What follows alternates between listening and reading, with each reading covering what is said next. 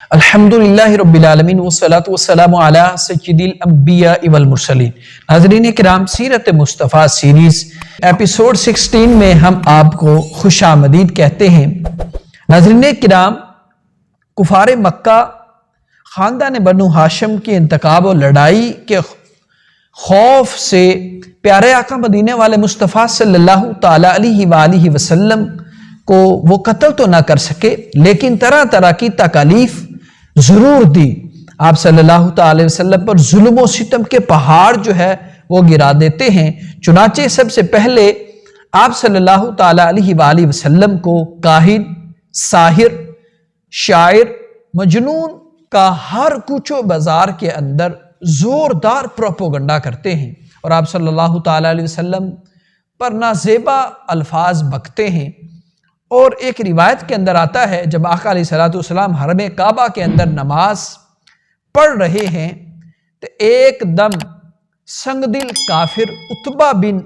ابی محیط نے آپ صلی اللہ تعالیٰ علیہ وآلہ وسلم کے گلے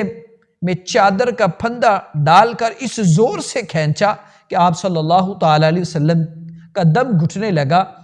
چنانچہ یہ منظر دیکھ کر حضرت ابوبکر صدیق بے قرار ہو کر دوڑ پڑے اور عتبہ بن ابی محیط کو دھکا دے کر دفع کیا اور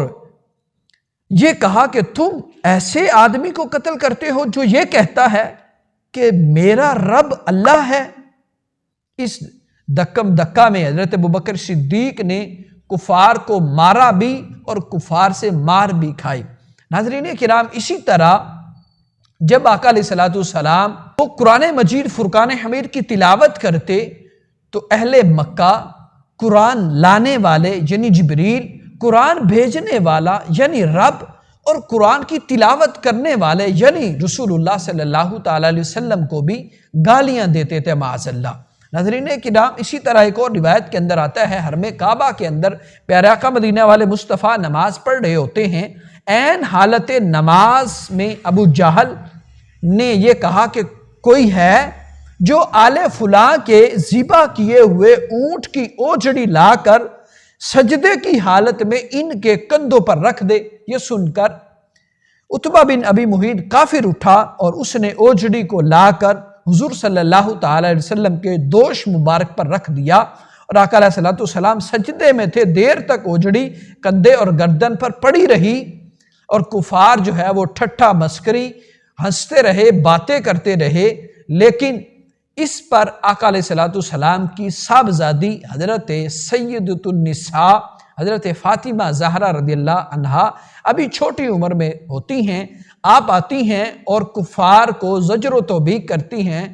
ان کو برا بلا کہتی ہیں اور اوجڑی کو دوش مبارک سے اٹھاتی ہیں، اور اس پر آقا علیہ السلام نے رب کے آگے ہاتھ اٹھا دیے اور فرمایا اللہم علیک بقریش، اے اللہ تو قریش والوں کو اپنی گرفت میں لے لے۔ لوگوں نے دیکھا ابو جہل، عتبہ بن ربیعہ، شیبہ بن ربیعہ، ولید بن عتبہ اور امیہ بن خلف، عمار بن ولید کے نام لے کر آپ نے دعائیں مانگی، الہی تو ان سب کو اپنی گرفت میں لے لے۔ حضرت عبداللہ بن عباس فرماتے ہیں، عبداللہ بن مسعود رضی اللہ عنہ فرماتے ہیں، خدا کی قسم میں نے ان سب کافروں کو جنگ بدر کے دن دیکھا، ان کی لاشیں زمین پر پڑی ہوئی تھی، پھر ان سب کافروں کی لاشوں کو نہایت ہی ذلت کے ساتھ گھسیٹ کر بدر کے ایک گڑھے میں ڈال دیا گیا اور آقا علیہ السلام نے فرمایا ان گڑھے والوں پر خدا کی لعنت ہو۔